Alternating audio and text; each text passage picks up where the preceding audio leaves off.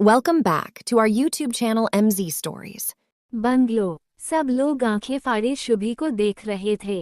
काल ने कहा, तुम्हें भी अपना पिछला जन्म याद है क्या? शुभी ने झट से हाँ में सिर हिलाते हुए कहा, हाँ याद है, और ये सब आपकी वजह से हुआ।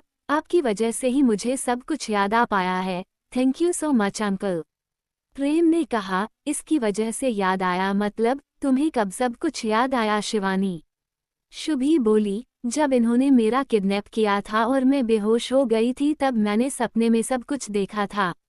उसमें मैंने इन्हें और आपको और इसे भी देखा था। कहते हुए उसने प्रीति और शिवी को देखा, फिर शिखा को देखने लगी। शिखा भी उसे ही देख रही थी। उसकी आंखें भरने को आई थी। शिवम ने उसे देखा, फिर उसके हाथ को कसकर पकड़ लिया। उसने आंखों से ही उसे शांत रहने का इशारा किया तो वो खुद को शांत करने लगी। काल ने हंसते हुए कहा, अच्छी बात है, पर बेटी से बाद में मिलना, मैं तुम्हें उससे मिलने का मौका जरूर दूंगा। कहते हुए उसने शुभी के हाथ को कसकर पकड़ा और उसे फिर से खींचते हुए फेरे लेने लगा। शुभी उसके पीछे खींचते चली जा रही थी। उसकी ताकत काल के आगे कुछ भी नहीं थी। शिवम ने ये देख शिखा को देखा जो शांत भाव से खड़ी थी।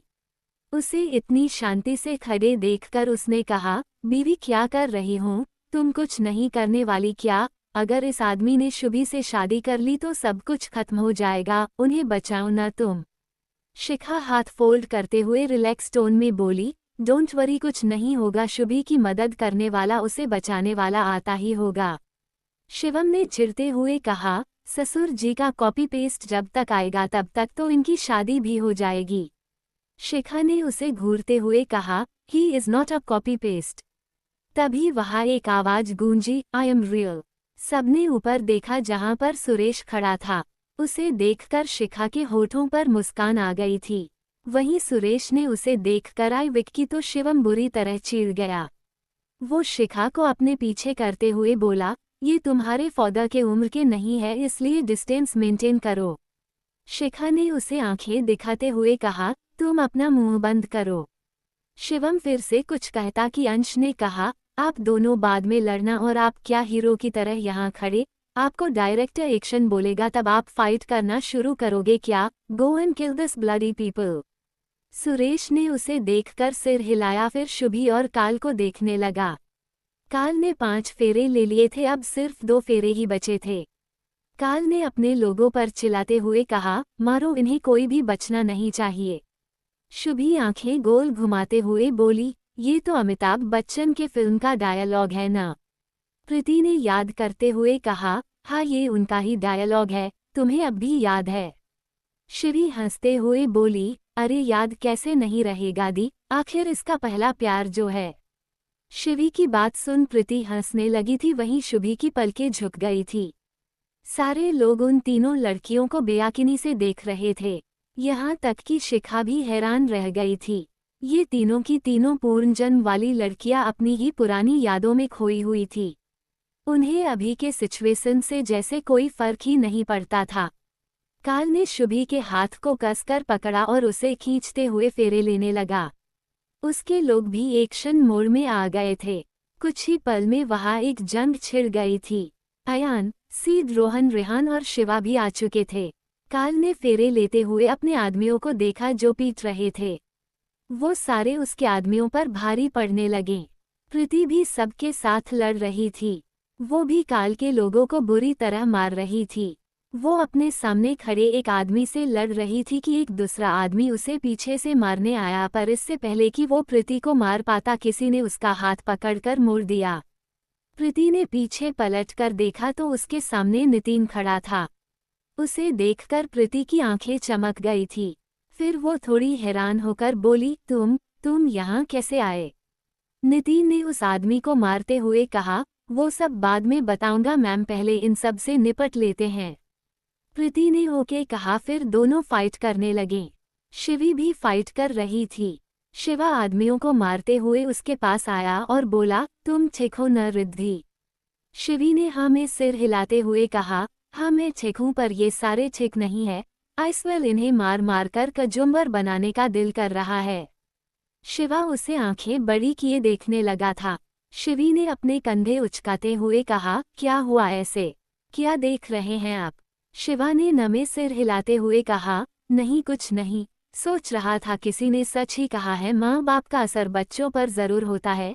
देखो ना तुम ऐसे कितनी शांत रहती हो, पर जब भी फाइटिंग मोड में आती हो तो तुम्हारी भाषा बदल जाती है, फिर तुम बिल्कुल बहू रानी की तरह बात करने लगती हो। बहू रानी सुनकर शिवी ने कहा, बहू रानी तो राजेश दादू बोलते हैं, पर वो और मोहिनी है। कहा, यहाँ दिख क्यों नहीं रहे हैं? शिवम उनके पास ही था। उसने जब मोहिनी का नाम सुना तो कहा, मोहिनी, ये तो वही है न, वो औरत जिनसे मिलने में उन गलियों में गया था। शिवम की बात सुनकर दोनों रुककर उसे देखने लगे। मोहिनी और राजेश काल की कैद में, उत्तराखंड। शिवा और शिवी दोनों शिवम को देखने लगे थे। उन्हें घबराहट होने लगी थी कि अगर शिवम ने मोहिनी के बारे में और कुछ पूछा तो वो दोनों उसे क्या जवाब देंगे। ऐसा नहीं था कि दोनों उससे मोहिनी का सच छिपाना चाहते थे, पर मोहिनी नहीं चाहती थी कि उसके बारे में शिवम को कुछ भी पता चले, और शिवम ने भी आज तक कभी अपनी असली माँ के बारे में जानने की कोशिश नहीं की थी। शिवम दोनों के चेहरे पर टेंशन साफ साफ देख सकता था। उसने कुछ कहना चाहा कि एक गन शॉट की आवाज गूंज उठी। अचानक गोली चलने से सारे लोग अपनी अपनी जगह सीधे खड़े हो गए थे। सबने काल को देखा। गोली उसने ही चलाई थी। अपने आदमियों को पीटते देखकर उसने गोली चलाई और शुभी के माथे पर गन पॉइंट करते हुए कहा, तुम सब अगर अपनी जगह से 1 इंच भी हिले तो इस लड़की को यहीं मार डालूंगा। शुभी अपने ऊपर गन पॉइंट देखकर डर गई थी। बाकी सब भी उसके लिए घबरा गए थे।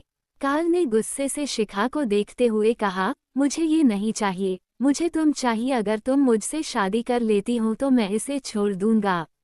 काल ने जैसे ही ये बात कही, एक पंच उसके मुंह पर आकर लगा। काल का सिर एक तरफ झुक गया था। उसके जबड़े भींच गए थे। उसने सिर झटका और मुंडी घुमाकर मारने को हैरानी से देखने लगा। बाकी सब भी मारने वाले को हैरानी से देख रहे थे, क्योंकि वो कोई और नहीं बल्कि शुभी थी। उसने ही एक जोरदार पंच उसके मुंह पर दे मारा था। सुरेश के चेहरे पर मुस्कान आ गई थी। उसके होठों से निकला, दैट्स माई गर्ल। अंश उसके बगल में ही था। उसने मून बनाते हुए कहा, व्हाट दैट्स माई गर्ल? अगर इन्हें फाइट करनी आती है तो ये तब से लड़ क्यों नहीं रही थी? सुरेश ने कहा, क्योंकि अब तक उसे गुस्सा नहीं आया था, पर अगर एक बार उसे गुस्सा आ जाता है तो फिर उसे हरा पाना मुश्किल हो जाता है। अंश और रेहान ने साथ में मुंडी हिलाई और शुभी को देखने लगे। शुभी ने गुस्से से कहा, शर्म नहीं आती अंकल आपको? शिखा पहले से ही शिवम की है। माना उनकी शादी नहीं हुई है, पर उनकी एक बेटी है, और वो शिवम और शिखा एक दूसरे से बहुत प्यार करते हैं। अगर आपको भी प्यार चाहिए तो अपने लिए किसी और लड़की को ढूंढो न, किसी ऐसे को जिसे आपसे प्यार हो। आप क्यों उनके प्यार के दुश्मन बन रहे हों? शिवी ने भी उसका साथ देते हुए कहा, ये सही कह रही है काल अंकल। आप एक बार खुद को देखो, क्या हालत बनाई है आपने खुद की। इंसान कम राक्षस ज्यादा लगते हो आप। काल उनकी बात सुनकर चुप हो गया था। उसने अपना सिर झुका रखा था। शुभी धीमे कदमों से काल से दूर होने लगी थी कि तभी काल ने कहा, जाओ, जा सकती हो तुम सब चले जाओ। काल की इस बात को सुनकर सब हैरान रह गए थे। किसी को भी उसकी बातों पर यकीन नहीं हो रहा था। काल इतनी जल्दी सुधर जाएगा ये सब के लिए हजम करना मुश्किल था, पर कोई भी टाइम वेस्ट नहीं करना चाहते थे, इसलिए अंश और आरुष ने झट से कहा, thank you so much uncle, हम चलते हैं, आप अपना ख्याल रखना। कहते हुए दोनों चाचा भतीजे ने एक दूसरे का हाथ पकड़ा और बाहर जाने लगे। शिवम ने भी शिखा का हाथ पकड़ लिया और उसे बाहर ले जाने लगा, पर शिखा को कुछ सही नहीं लग रहा था।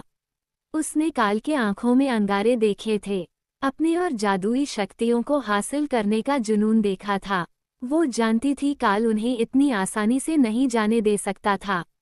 सुरेश भी मौका मिलते ही शुभी के पास चला गया था।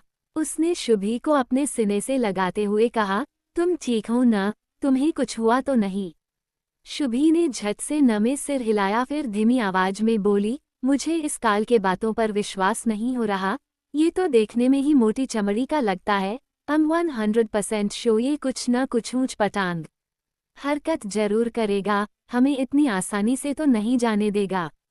सुरेश उसका हाथ पकड़ते हुए बोला, जो भी हो पर अगर हमें अभी मौका मिल रहा है तो चलो निकलते हैं यहाँ से। देखो सुबह से शाम होने आई है, चांद की रोशनी बिखरने से पहले तुम और शिखा इस काल से दूर हो जाओ।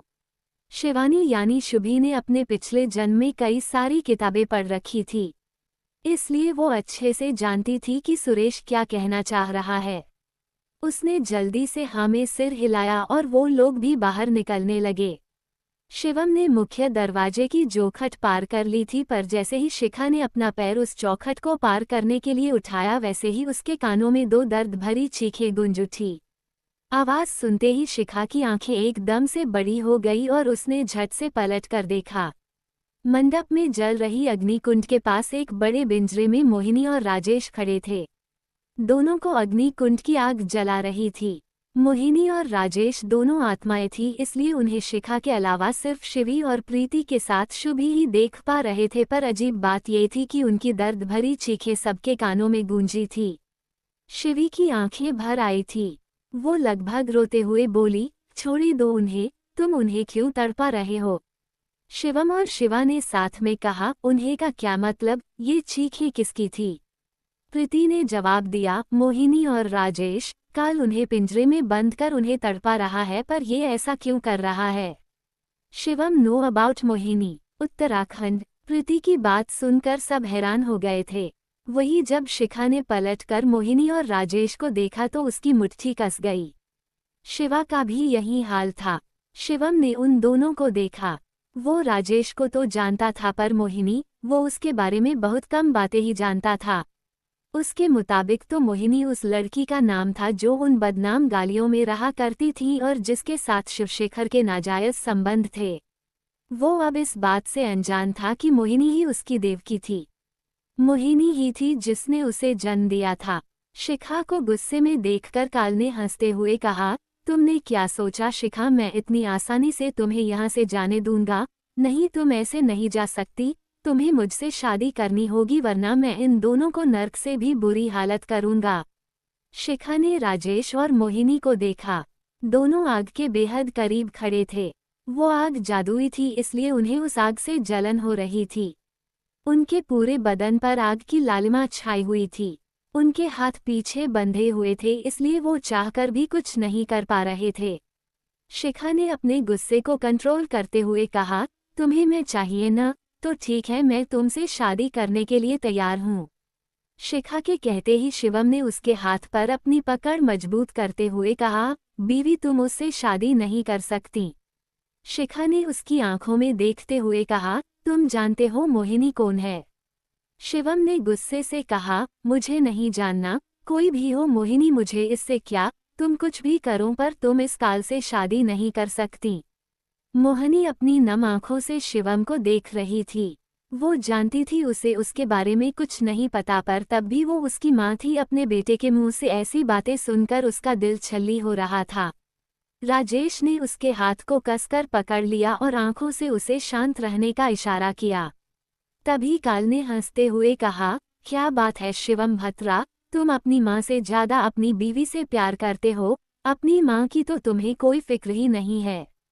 काल की बात सुनकर शिवम शॉक्ड रह गया था। उसे अपने कानों पर यकीन नहीं हुआ। उसने सिर घुमाकर शिखा को देखा तो शिखा ने धीरे से हाँ में सिर हिलाया और कहा, हाँ मोहिनी ही तुम्हारी माँ है, उन्होंने ही तुम्हें जन्म दिया था। शिखा का इतना कहना था कि उसके कदम लड़खड़ा गए। उसके मन में एक साथ कई सारे सवाल उठने लगे थे। मोहिनी उसकी माँ थी, पर वो तो उन बदनाम गालियों में रहा करती थी, इसका मतलब वो एक। ये सोचते ही उसकी आंखें नम हो गईं। उसके चेहरे पर एक साथ कई भाव आ जा रहे थे। मोहिनी निधार सी गिरने को हो आई थी, पर राजेश ने उसे पकड़ लिया था। वो बस यही तो नहीं चाहती थी। वो नहीं चाहती थी कि शिवम को कभी भी उसके बारे में पता चले। वो नहीं चाहती थी कि वो खुद से, अपने वजूद से ही घिन करने लगे। शिवा उसके पास गया और उसे संभालते हुए बोला, खुद को संभालो, अभी इन सब का वक्त नहीं है, हमें मोहिनी और राजेश को बचाना है। उद्धरण चिन्ह। शिखा ने एक गहरी सांस ली और आगे बढ़कर काल के सामने जाकर खड़ी हो गई। काल के होठों पर एक जीत भरी मुस्कान थी। वो शिखा से शादी करने के बाद से ही फूले नहीं समा रहा था। काल एक तीर से दो निशाना साधने की फिराक में था। शिखा से शादी कर न सिर्फ उसे शिखा मिलती बल्कि उसे अपार शक्ति भी प्राप्त हो जाती। काल ने मोहिनी और राजेश के तरफ इशारा करते हुए कहा, पहले मुझसे शादी करो, उसके बाद ही मैं इन्हें छोड़ूंगा। और इन्हें क्या, मैं वादा करता हूँ इसके साथ साथ में बाकी सबको भी यहाँ से जाने दूंगा। शिखा ने उसकी बात का कोई जवाब नहीं दिया और उसके पास जाकर खड़ी हो गई। काल उसे अपने पास देख बहुत खुश हो गया था। उसने जल्दी से एक चुनरी उठाई और शिखा के सिर पर डालते हुए कहा, अब तुम लग रही हो न मेरी दुल्हन, चलो अब हम शादी करते हैं। कहते हुए वो फेरे लेने के लिए आगे बढ़ गया। शिखा भी बिना कुछ कहे उसके पीछे पीछे चलते हुए अग्निकुंड के चक्कर लगाने लगी। रोहन और रेहान एक साथ खड़े थे। उनके साथ ही सीड और अयान खड़ा था। रेहान ने कहा, क्वीन क्या सच में इस काल से शादी कर लेंगी? रोहन का ध्यान अग्निकुंड में था। वो राजेश को देख नहीं पा रहा था पर उनके होने का एहसास उसे बखूबी हो रहा था। रेहान को जवाब न मिलने पर उसने रोहन को देखा। उसकी नम आंखों को देखकर वो उसका हाथ कसकर पकड़ते हुए बोला, आप घबराएं नहीं डैड, दादू को कुछ नहीं होगा। रोहन ने उसे देखा में सिर हिलाया तो सीड ने कहा, सब अलर्ट रहो, बेबी का इशारा पाते ही सब अटैक कर देना। उसने ये बात अपने ब्लूटूथ में कही थी जिससे सारे लोग कनेक्ट थे। सबने हमें पलके झपकाए और शिखा और काल को देखने लगे। काल के लोगों ने एक बार फिर से सबके ऊपर गन पॉइंट कर दी थी। शिवम को तो कोई होश ही नहीं था। वो बस सिर झुकाए बैठा था। पंडित जी मंत्र पढ़ रहे थे और काल शिखा के आगे आगे खुशी से चल रहा था। शिखा की नीली आंखें उस पर ही टिकी हुई थी। उसने एक नज़र काल के सारे लोगों को देखा। सबकी नजरें काल पर थी और सब काल के खुशी में खुश हो रहे थे। उसने सबका ध्यान भटका हुआ देखकर पंडित जी को कुछ इशारा किया पर वो पंडित कुछ समझ नहीं पाया। शिखा ने उसे आंखें दिखाई तो पंडित ने झट से हाँ में सिर हिलाया और अग्निकुंड में जल रहे एक लकड़ी उठा झट से शिखा के हाथ में दे दी। शिखा ने फुर्ती दिखाए और झट से एक हाथ से लड़की पकड़ी और दूसरे हाथ से मोहिनी और राजेश को वहां से धक्का देकर दूसरी तरफ गिरा दिया। जब तक काल कुछ समझ पाता उससे पहले सारे लोग एक्टिव हो गए और उसके लोगों को से गन छीन कर उन्हीं के ऊपर पॉइंट कर दिया। काल गुस्से से पलटा और शिखा को देखा कि शिखा ने अपने हाथ में पकड़ी जल रही लकड़ी को उसके चेहरे पर दे मारा। उत्तराखंड। काल के चेहरे के एक हिस्सा जल चुका था। फिलहाल वो अपने घुटनों के बल नीचे बैठा था। नितिन और अंश ने उसके ऊपर गन पॉइंट कर रखा था। काल के सारे लोगों को शिखा के आदमी वहां से ले गए थे। मोहिनी और राजेश उसकी पकड़ से आजाद हो चुके थे। शिखा ने उनकी जादुई रस्सी खोल दी थी। मोहिनी रोते हुए शिवम का इंतजार कर रही थी। शिवम हवेली के बाहर एक पेड़ के नीचे बैठा था। शिवा ने उसे देख शिखा को कुछ इशारा किया तो शिखा ने सिर हिलाया और बाहर निकलकर शिवम के पास चली आई। वो शिवम के पास जाकर उसके बगल में बैठ गया। शिवम सिर झुकाए बोला, इसलिए तुमने अब तक मुझे कुछ नहीं बताया बीवी? तुम जानती थी न कि मैं उनका बेटा हूँ, मैं एक। उसने इतना कहा ही था कि शिखा ने उसके होठों पर अपनी उंगली रख दी। उसने कहा, तुम सच में बेवकूफ हो शिवम भत्रा, बेमतलब की चीजें सोच रहे हो। तुम शिवशेखर भत्रा के बेटे हो, उस माँ के बेटे हो जिन्होंने तुम्हारी अच्छी जिंदगी के लिए तुम्हें खुद से दूर कर दिया, तुम्हें रिद्धिमा जैसी माँ के हाथों में दे दिया। मैं जानती हूँ ये सब अपनाना तुम्हारे लिए बहुत मुश्किल है पर फिलहाल इन सब का वक्त नहीं है। शिवम ने उसे सवालिया निगाहों से देखा तो शिखा ने कहा, तुम्हारी माँ कई सालों से भटक रही है, उनकी आत्मा को तब तक मुक्ति नहीं मिल सकती जब तक कि तुम उन्हें माँ के तौर पर न अपना लो। उन्होंने बहुत कुछ सहा है शिवम, उन्होंने सच्चे दिल से ससुर जी से प्यार किया था पर उनकी किस्मत को ये मंजूर न था। उन्होंने कभी रिद्धिमा माँ के लिए कुछ गलत नहीं किया न सोचा, वो तो बस तुम्हें दूर से ही देखकर खुश हुआ करती थी। उन्हें और मत तड़पाओ शिवम। शिवम ने धीरे हाँ में सिर हिलाया तो शिखा ने मुस्कुराते हुए उसके होठों पर अपने होंठ रख दिए। वो उसे रिलैक्स करना चाहती थी और उसके किस्से शिवम शांत हो भी रहा था। इधर मोहिनी का रो रो कर बुरा हाल हो चुका था। राजेश और शिवी के साथ सिर्फ प्रीति ही उसे देख सकती थी। वो तीनों उसे शांत करने की कोशिश कर रहे थे। राजेश ने कहा, आप प्लीज शांत हो जाए, बहू रानी गई है न, वो छोटे बॉस को समझाएंगी, आप टेंशन मत लीजिए। शिवी भी उसे समझाने की कोशिश कर रही थी पर प्रीति की आंखें तो राजेश के चेहरे पर थी। उसके चेहरे पर मोहिनी के लिए फिक्र साफ साफ देखा सकता था। उसने कुछ सोचते हुए कहा, राजेश, मोहिनी का तो समझ आता है, उसे अब तक शिवम के कारण मुक्ति नहीं मिली है, पर तुम्हारी क्या वजह है? तुम्हें अब तक मुक्ति क्यों नहीं मिली? ऐसी कौन सी ख्वाहिश है तुम्हारी जो अब तक पूरी नहीं हुई है? प्रीति की बात सुन सबका ध्यान इस पर गया।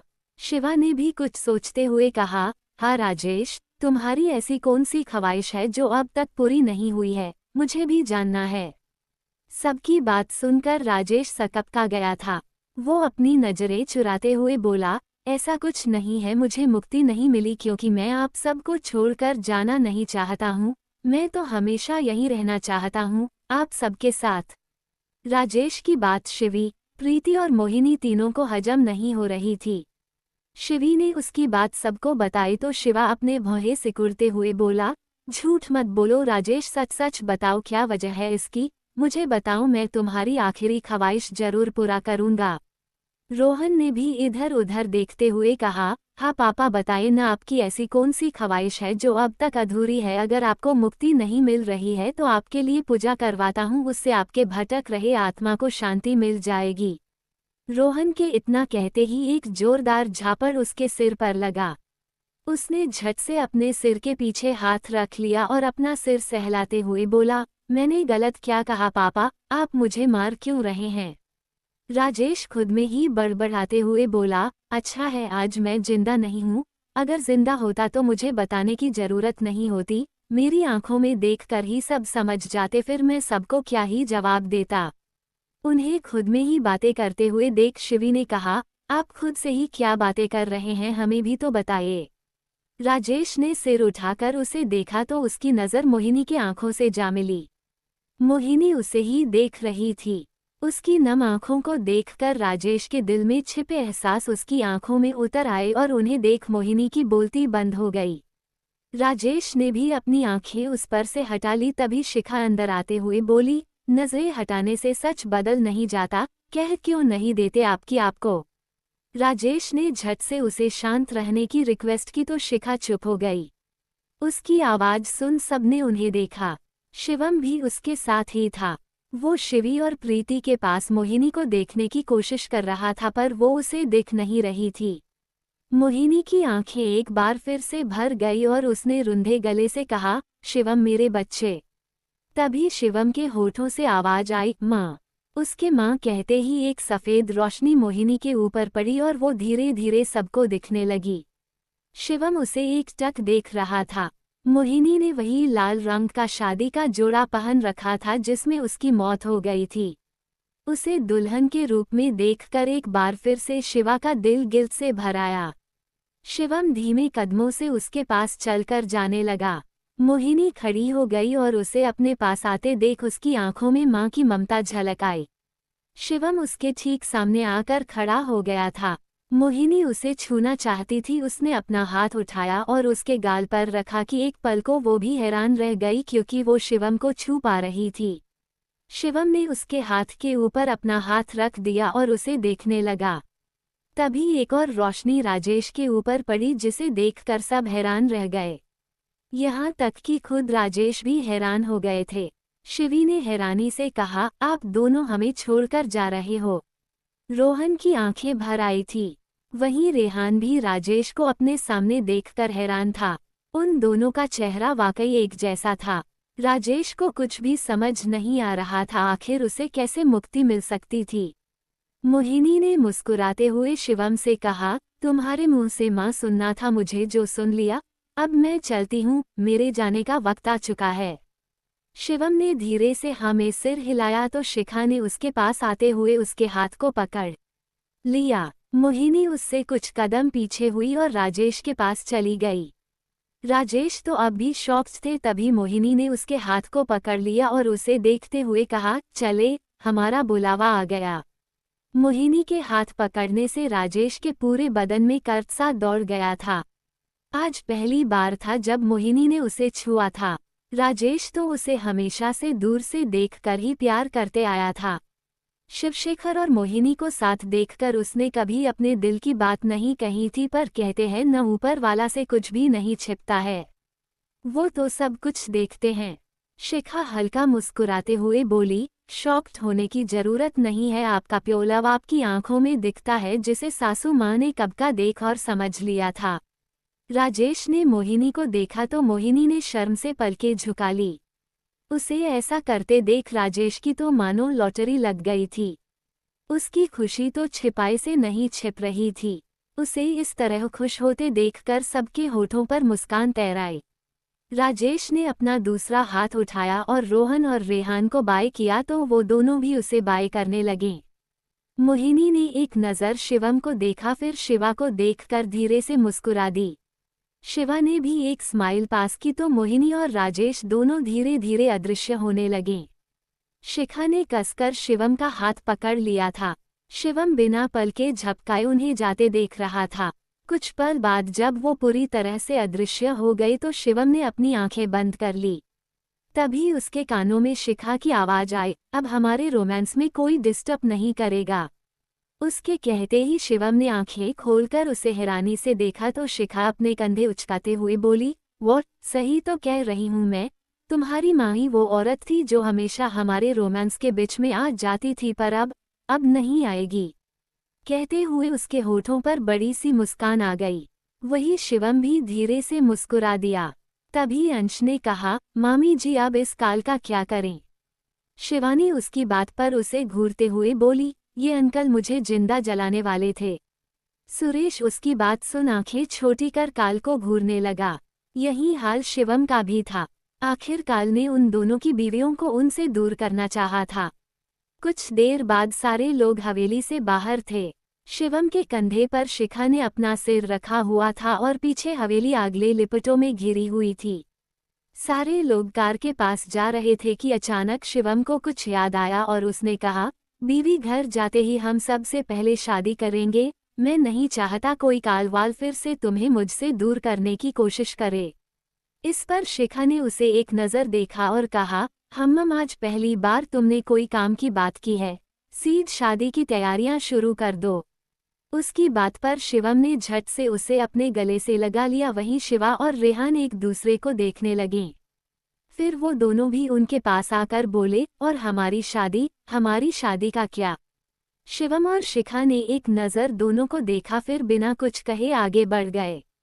वहीं उन्हें ऐसा करते देख दोनों का मुंह बन गया और वो दोनों भी अपनी अपनी शादी की फरियाद लेकर उनके पीछे पीछे जाने लगे। उत्तराखंड, रात का वक्त। शिखा वॉशरूम से नहाकर कमरे में आई। उसके हाथ में एक टॉवल था जिससे वो अपने बाल सुखा रही थी। कमरे में आकर उसकी नज़र शिवम पर पड़ी जो खिड़की के पास खड़ा होकर बाहर देख रहा था। उसे देख वो उसके पास गई और उसके पीछे खड़ी हो गई। शिवम खिड़की के बाहर रात में आए चांद को देख रहा था। वो चांद को देखते हुए बोला, कभी नहीं सोचा था मेरा सच ऐसा होगा। माँ हर पल मेरे पास थी, मेरे साथ थी, पर मैं। शिखा भी चांद को देख रही थी। वो बोली, तुम्हारी माँ तुमसे बहुत प्यार करती थी, इसलिए तो वो मरकर भी हमेशा तुम्हारे साथ रही। पर तुम ये बताओ, और कितने दिनों तक तुम ऐसे ही सैड मोड पर रहने वाले हो। उसके कहने पर शिवम ने चांद देखते हुए ही कहा, तो क्या मैं उन्हें याद करके थोड़ा सैड भी नहीं हो सकता। शिखा बोली, तुम्हारी माँ तुम्हें सैड नहीं देखना चाहती थी, इसलिए तो उन्होंने कभी अपना सच तुम तक नहीं पहुँचने दिया। तुम हमेशा खुश रहो इसलिए तो उन्होंने तुम्हें रिधिमा माँ को सौंप दिया था। और वैसे भी मुझे तुम्हारा सैड मोड बिल्कुल पसंद नहीं है। ऐसा लगता है जैसे मेरे बेवकूफ़ इंसान के जगह कोई और ही आ गया है। उसकी बात सुनकर शिवम के होठों पर हल्की मुस्कान आ गई और उसने पीछे पलटकर उसे देखा। शिखा पर नज़र पड़ते ही उसकी आंखें मानो उस पर टिकी गई और वो प्यार से उसे देखने लगा। शिखा ने इस वक्त एक काले रंग की नाइटी पहन रखा था जिसके ऊपर नेट की श्रग्स थी। उसके लंबे बाल गीले थे और उसके बदन से चिपके हुए थे। वो इस वक्त बेहद खूबसूरत नजर आ रही थी। शिवम उसकी खूबसूरत चेहरे को देखते हुए बोला, मुझे सेड्यूस करने का इरादा है क्या बीवी। शिखा ने उसे आंखें छोटी कर देखा, फिर अपने हाथ बांधते हुए बोली, मैं क्यों सेड्यूस करूंगी तुम्हें, मुझे नहीं लगता कि मुझे ऐसा कुछ भी करने की जरूरत है, आखिरकार तुम तो ऑलरेडी सेड्यूस हो मुझसे। शिवम ने उसकी बात पर हाँ में सिर हिलाया और उसके कमर में हाथ डालकर उसे अपने करीब खींचते हुए बोला, सही कहा तुमने, क्या करूं, तुम इतनी खूबसूरत हो कि तुम्हें देखकर ही मेरा ईमान डगमगा जाता है और मेरा मूड चाहे जैसा भी हो तुम्हें इस तरह देखकर रोमांस करने का मन करने लगता है। शिखा उसके गले में अपनी बाहें डालते हुए बोली, सच में ऐसा है।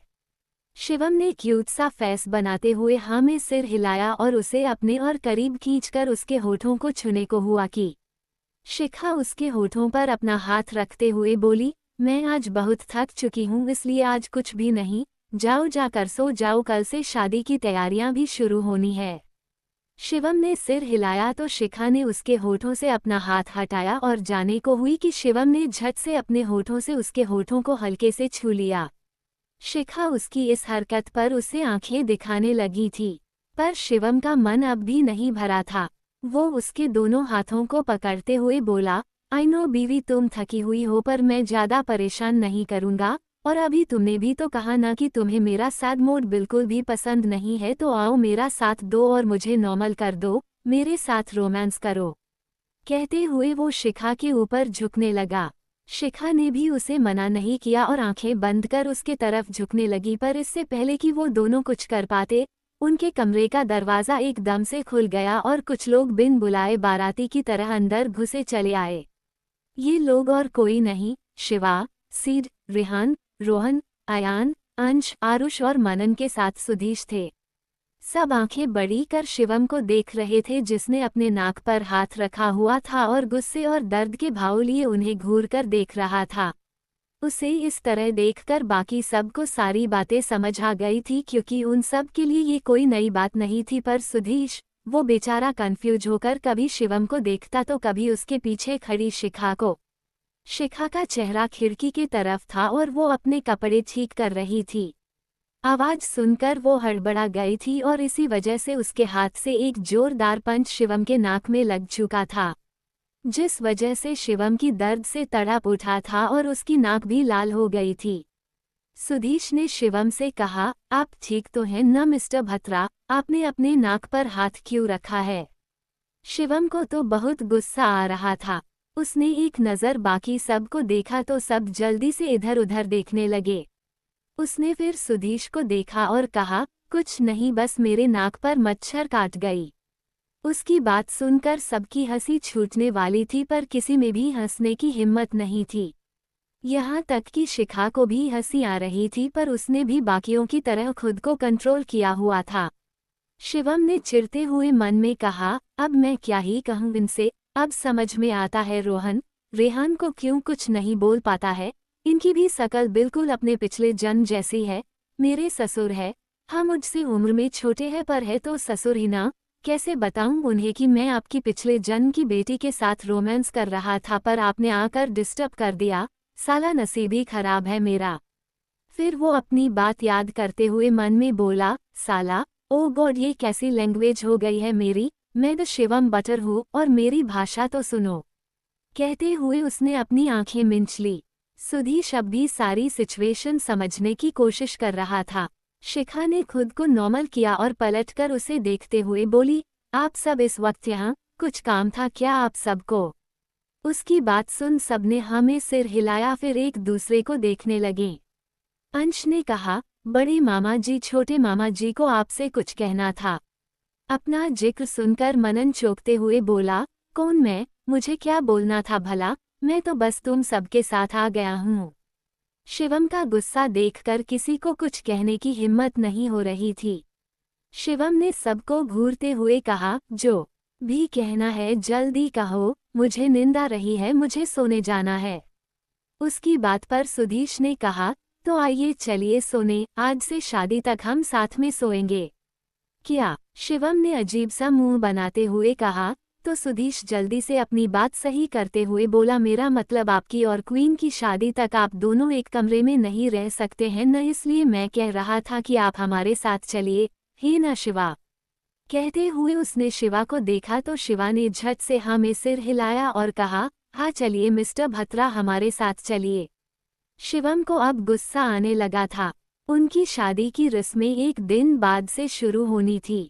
कल तो उन्हें वापस मुंबई जाना था और शादी होने में 5 दिन का वक्त था। ऐसे में उसे शिखा से 5 दिन दूर रहना पड़ता, पर वो तो एक पल की भी दूरी नहीं सहन कर सकता था, तो 5 दिन कैसे और क्यों? उसने झट से कहा, बिल्कुल भी नहीं, मैं कहीं नहीं जाऊंगा। उसकी बात सुन सुधीश और शिवा ने सीरियस टोन में कहा, हम पूछ नहीं बता रहे हैं, अब से आप दोनों का लिविंग रिलेशनशिप में रहना बंद। जब तक आप दोनों की शादी नहीं हो जाती तब तक आपको दूर रहना है। दोनों की सीरियस टोन सुनकर शिवम से कुछ कहते नहीं बना। आज पहली बार शिवा और सुधीश शिवशेखर और सूर्या के जैसे लग रहे थे, जिनकी बातें पत्थर की लकीर थी और सबको माननी पड़ती थी। शिवम ने उम्मीद भरी नजरों से शिखा को देखा। उसे लगा शायद शिखा उन्हें मना करेगी, पर इससे उल्ट शिखा ने उसे हाथ दिखाकर भी कर दिया। कुछ देर बाद शिवम नीचे फर्श पर बिछे गद्दे पर लेटा था और अपने आसपास मौजूद अपने जानी दुश्मनों को देख रहा था, जो कि एक दूसरे से हंसी मजाक कर रहे थे। शादी मुंबई। आज सुबह ही सारे लोग मुंबई वापस लौट आए थे।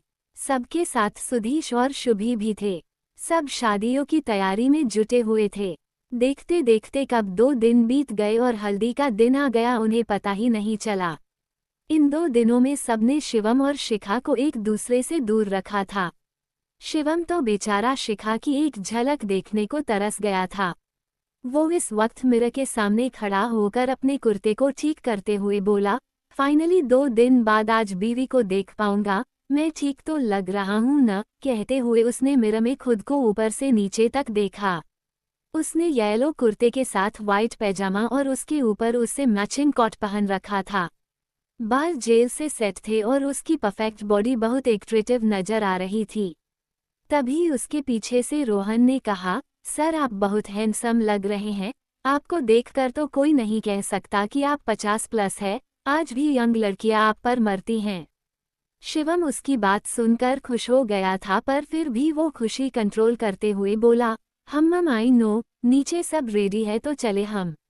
उसकी बात सुन रोहन मुंह बनाते हुए बोला, जाना तो मैं भी चाहता हूं, पर जाओ कैसे? आपको शायद पता नहीं, पर बाहर से हमारा डोर लॉक है। शिवा सर और रेहान ने हमें बंद कर दिया है और कहा है जब हमारे नीचे जाने का वक्त आएगा तो वो हमें खुद ही लेने आएंगे। रोहन की बात सुनकर शिवम बुरी तरह चीड़ गया था। वो तो सुबह से जल्दी जल्दी रेडी हुआ था ताकि वो शिखा से मिल पाए, पर उन दोनों ने तो हद कर दी थी। शिवम को गुस्सा तो बहुत आया था, पर वो कुछ नहीं कर सकता था। इसलिए वो सोफे पर बैठ गया और डोर खुलने का इंतजार करने लगा। करीब 1 घंटे के लंबे इंतजार के बाद उसके कमरे का डोर ओपन हुआ और शिवा, रेहान, सुधीश और बाकी सब अंदर आए। अंश शिवम से कुछ बोलने को हुआ कि शिवम तेजी से उठा और अपनी फुल स्पीड में कमरे से बाहर निकल गया। उसे इस तरह जाता देखकर सबके होठों पर मुस्कान आ गई थी। शिवम जल्दी जल्दी नीचे आया तो उसकी नज़र हॉल के बीचों बीच गई। वहाँ 2 लोगों के बैठने का इंतजाम किया था। दोनों ही चेयर आमने सामने रखी हुई थी, पर उसके बीच में एक येलो रंग का पर्दा डाला हुआ था, जिस वजह से उसके पीछे बैठी शिखा उसे साफ साफ दिख नहीं रही थी। शिवम ये देखकर जल्दी से उसके पास आया और पर्दा हटाने को हुआ कि शिवी ने उसे रोकते हुए कहा, डैड आप ये क्या कर रहे हो? आप शादी तक मॉम को नहीं देख सकते, पता है न? शिवम ने उसे उम्मीद भरी नजरों से देखते हुए कहा, एक बार देखने दो, इसके बाद में जिद नहीं करूंगा, पर फिलहाल मुझे बीवी को देखना है। कहते हुए वो फिर से पर्दा हटाने को हुआ कि मनदीप की आवाज आई, शिवम बच्चों की तरह जिद मत करो, नहीं मतलब नहीं, तुम अभी नहीं देख सकते शिखा को। मनदीप की बात सुनकर शिवम ने अपना चेहरा लटका दिया और बुझे मन से जाकर अपनी चेयर पर बैठ गया। बाकी सब भी नीचे आ गए थे। हल्दी की रस्म शुरू होनी थी कि तभी वहां प्रीति आई। अब उसके साथ सबके रिश्ते ठीक हो चुके थे। बस मनन और मीरा को कुछ भी नहीं पता था और सबने उन दोनों से सारी बातें छुपाकर रखने का फैसला किया था। प्रीति और मनदीप नहीं चाहते थे कि उन्हें कुछ भी पता चले और वो दोनों हर्ट हो जाए। मनदीप ने जब प्रीति को देखा तो उन्होंने शिवम और शिखा को हल्दी लगाई, फिर अपनी व्हीलचेयर लेकर वहां से अपने कमरे में चले गए। प्रीति ने उन्हें जाते हुए देख लिया था। उनके बाद बाकी सब भी एक एक करके उन्हें हल्दी लगाने लगे थे। प्रीति ने भी दोनों को हल्दी लगाई, फिर मनदीप के कमरे में चली आई। मनदीप खिड़की से बाहर देख रहे थे। प्रीति को अपनी गलती का एहसास हो चुका था। वो माफ़ी मांगना चाहती थी, पर उसके कुछ कहने से पहले ही मनदीप की आवाज़ आई, माफ़ी मांगने की ज़रूरत नहीं है तुम्हें दुर्गा, जाओ, मैंने तुम्हें माफ़ किया, अब तुम्हें भी अपनी ज़िंदगी में आगे बढ़ना चाहिए। मनदीप के इतनी आसानी से माफ़ कर देने से प्रीति की आंखें नम हो गई थीं। आखिर वो जानती थी कि मनदीप उससे कितना प्यार करता था, पर वो तो जैसे शिवशेखर को पाने के लिए पागल हो चुकी थी।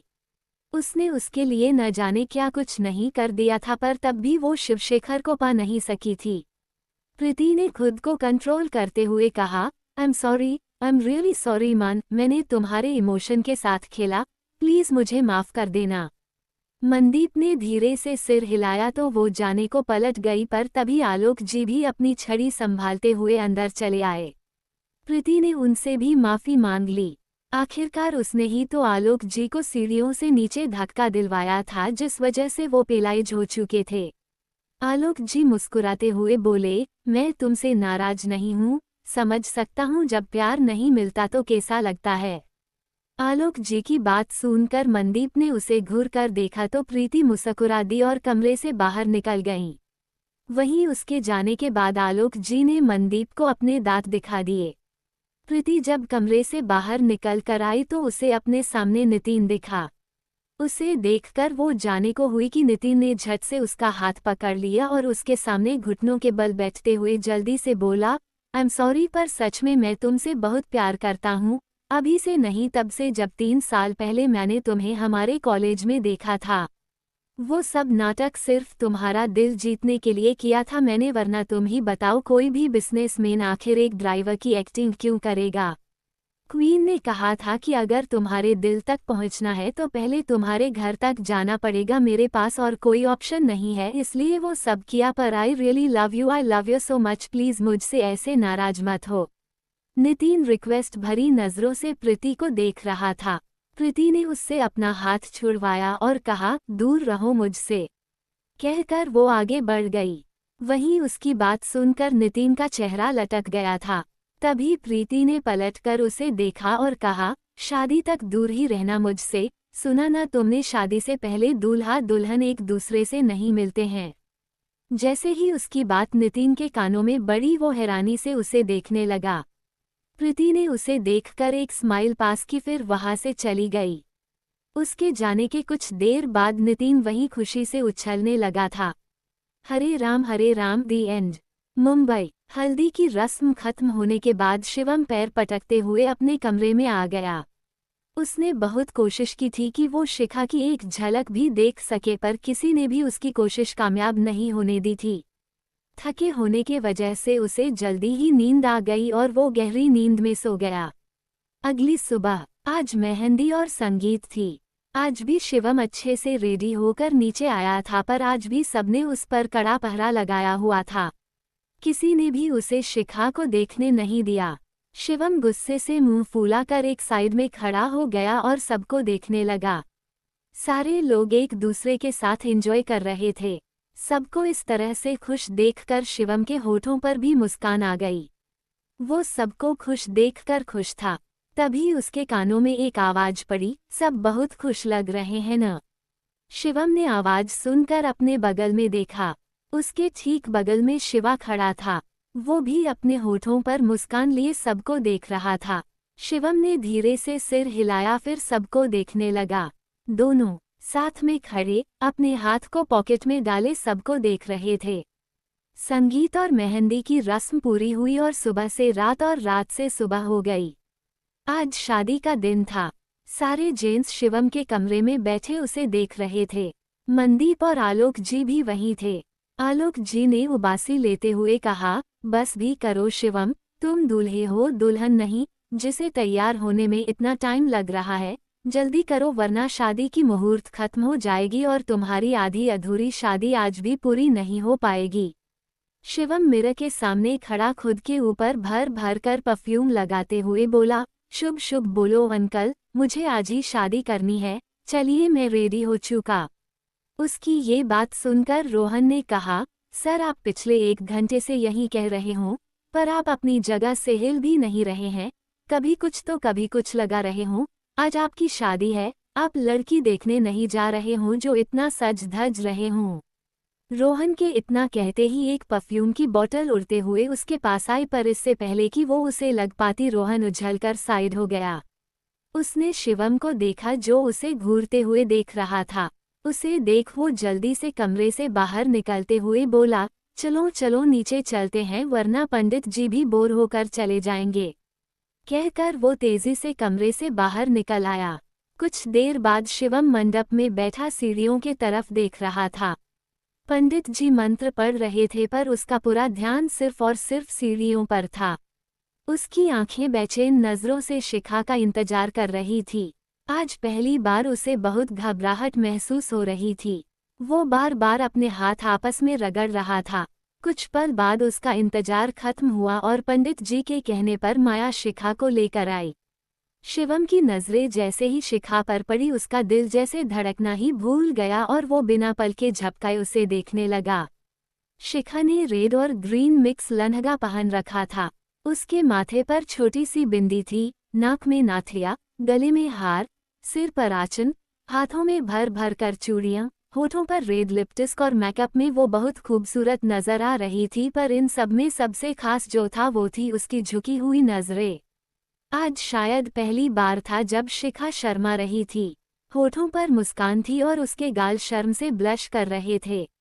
शिखा ने एक नजरें उठाई तो उसकी नीली आंखें सीधे शिवम के काली आंखों से जा मिली।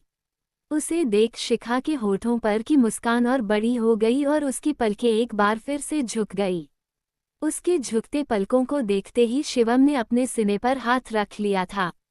उसे ऐसा लगने लगा था जैसे मानो अब उसका दिल उछलकर बाहर निकल जाएगा। माया ने शिखा को उसके बगल में बैठाया और पंडित जी ने आगे के मंत्र पढ़ने शुरू कर दिए। शिवम की नजरें अब भी शिखा पर ही टिकी हुई थी। आज वो पूरे 5 दिन के बाद उसे देख रहा था और वो भी अपनी दुल्हन के जोड़े में। शिखा की आंखें भले झुकी हुई थी पर उसे शिवम की नजरें खुद पर महसूस हो रही थी। उसने बिना पलके उठाए उसके गाल पकड़े और उसका चेहरा सामने के तरफ कर दिया, पर शिवम के गर्दन में तो जैसे स्प्रिंग लगा हुआ था। उसकी गर्दन फिर से घूम गई और उसकी आंखें फिर से शिखा पर टिक गई। उसे ऐसा करते देख शिखा के साथ साथ सभी मुस्कुरा दिए। अंश धीरे से ट्विंकल के पास आया और प्यार से बोला, मेरी जाने जहान, इन्हें देखकर मुझे भी शादी करने का दिल कर रहा है। ट्विंकल हंसते हुए बोली, अपने दिल को समझाओ और उसे 5 साल इंतजार करने को बोलो क्योंकि हमारी शादी तो मेरी पढ़ाई पूरी होने के बाद ही होगी। उसकी ये बात सुनकर अंश ने झट से कहा, मैं इंतजार करूंगा, जरूर करूंगा। कहते हुए उसने उसके हाथ को अपने हाथ में ले लिया। रेहान भी मानवी के साथ खड़ा था। मानवी ने कहा, तो हमारी शादी कब होने वाली है? रेहान ने प्यार से कहा, बस और कुछ महीने फिर इनकी जगह हम मंडप में बैठे होंगे। उसकी बात सुनकर मानवी ने उसे देखा तो रेहान भी उसे देखकर मुस्कुरा दिया। शिवी और शिवा भी साथ खड़े थे। शिवा के आंखों में एक अलग ही चमक नजर आ रही थी। शिवी बोली, फाइनली इनकी शादी हो रही है, अब ये दोनों पूरी तरह से पति पत्नी बन जाएंगे। तभी उसे अपने हाथ में कुछ महसूस हुआ। उसने सिर झुकाकर देखा तो पाया शिवा ने उसका हाथ पकड़ रखा था। ये देख वो धीरे से मुस्कुरा दी और उसके कंधे पे सिर टिकाकर शिखा और शिवम को देखने लगी। कुछ देर बाद पंडित जी ने कहा, शादी संपन्न हुई, आज से आप दोनों पति पत्नी हुए। उनके कहने पर दोनों खड़े हो गए। इसके पहले कि कोई कुछ कह पाता शिवम ने शिखा को अपनी गोद में उठा लिया। शिखा ने उसे देखा तो शिवम ने प्यार से कहा, जिंदगी भर, अपनी आखिरी सांस तक तुमसे प्यार करता रहूंगा बीवी, आई प्रॉमिस, मैं हमेशा सिर्फ तुम्हारा बनकर रहूंगा। शिखा उसके गले में अपनी बाहें डालते हुए बोली, मी टू मेरे बेवकूफ इंसान। कहते हुए उसने अपना चेहरा उसके सीने में छिपा लिया और बाकी सब उनकी बात सुनकर हंसने लगे। हरे राम हरे राम, हरे राम हरे कृष्णा, हरे राम हरे राम। हरे राम हरे कृष्णा हरे राम। चारों तरफ चकाचौंध लाइट जल रही थी और शिवम ब्लैक शर्ट और ब्लैक पैंट में डांसिंग फ्लोर पर डांस कर रहा था। वो बहुत हैंडसम और हॉट लग रहा था। लेट गो किथे गई हाय मेरे दिल दी छोटी ओ माय गॉड ओ लग दी हॉटी मैनू भी ओ कर गई नोटी पर किल करना उसकी hobby madly searching for this fine छोटी in my world the number 1 hottie everywhere see make him go crazy. पर किल करना उसकी हॉबी। इतने में शिखा की सैंडल की आवाज आई। शिवम ने सामने देखा जहां से शिखा ब्लैक कलर की एक हॉट शॉर्ट ड्रेस और ब्लैक कलर की ही हील्स पहने आ रही थी। उसके लंबे बाल खुले हुए थे और आंखों में चमक के साथ चेहरे पर उसका एटीट्यूड और होठों पर हल्की मुस्कुराहट थी। इस लुक में शिखा कतई जहर लग रही थी। शिवम हल्का मुस्कुराते हुए उसके पास आया और उसके नीली आंखों में देखते हुए उसके चारों तरफ चक्कर लगाते हुए गाया, तेरी आंखें भूल भुलैया बातें हैं भूल भुलैया तेरी आंखें भूल भुलैया बातें हैं भूल भुलैया तेरे सपनों की गलियों में। You keep driving me so crazy. Shikha उसके सीने पर हाथ रखकर उसे खुद से दूर करते हुए आगे बढ़ जाती है। दिल में तू रहती है बेताबी कहती है I keep crying all day all night long. दोनों साथ में डांस फ्लोर पर डांस कर रहे थे। हरे राम हरे कृष्णा हरे राम हरे राम हरे राम हरे कृष्णा हरे राम हरे राम हरे राम हरे कृष्णा हरे राम हरे राम हरे राम हरे कृष्णा हरे राम। शिवम ने उसका हाथ पकड़कर उसे अपनी तरफ खींचा और उसके बालों को साइड करते हुए गाया, दिल बेबी दिल ये तेरा हो जाने दे ना मेरा किंतु परंतु में ना टाइम गवा हो रहने दे सोच में ना पड़ गौर मुझ पे थोड़ा कर मारा हूँ जब से तुझको है देखा। शिवा ने शिवी को अपनी बाहों में भर रखा था। शिवी की पीठ उसके सीने से लगी हुई थी।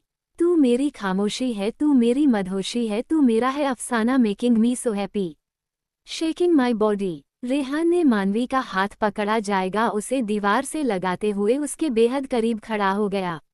तू है आवारा धड़कन तू है रातों की तड़पन तू है मेरी दिल जाना। Anything about you baby I like it. अंश और ट्विंकल साथ में थे। अंश ने प्यार से उसके बाल उसके कंधे से हटाए और उसके कंधे को चूमते हुए उसे अपनी बाहों में भर लिया। तेरी जुल्फों के नीचे मेरे ख्वाबों की जन्नत तेरी बाहों में आके बेचैनी को मिलती राहत my only wishes if I ever could make you mine every one pray with me now all day all night long. Ayaan, Meera, Sid, Tia, Manan, Maya, Awadh, Naina, Rohan, Rita, Sudhish, Shubhi, Preeti और नितिन सारे लोग डांस फ्लोर पर थे। सबने ब्लैक ड्रेस ही पहन रखी थी। शिवम और शिखा के साथ बाकी सब भी उनके पास आए और सारे लोग हाथ ऊपर उठाकर गाने के बोल के साथ स्टेप करने लगे। हरे राम हरे कृष्णा हरे राम हरे राम हरे राम हरे कृष्णा हरे राम हरे राम हरे राम हरे कृष्णा हरे राम हरे राम हरे राम हरे कृष्णा हरे Ram.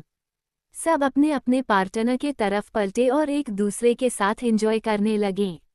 Hey baby, I am watching you. Where's she at? I am searching for this fine shorty and you think like I be getting naughty. I am for you, you know I don't play that cause I mean it when you hear me say that madly searching for this fine shorty. In my world the number 1 hottie everywhere she make him go crazy go star get me he has not yet made it. Shivam और शिखा एक दूसरे में बाहों में खड़े एक दूसरे को देख रहे थे। दोनों के आसपास कोई भी नहीं था। शिवम ने उसके आंखों से नजरें हटाए और उसके रेड चेरी जैसे होठों पर अपने होठ रख दिए। The end winking face see no evil. Subscribe MZ Stories for more amazing stories.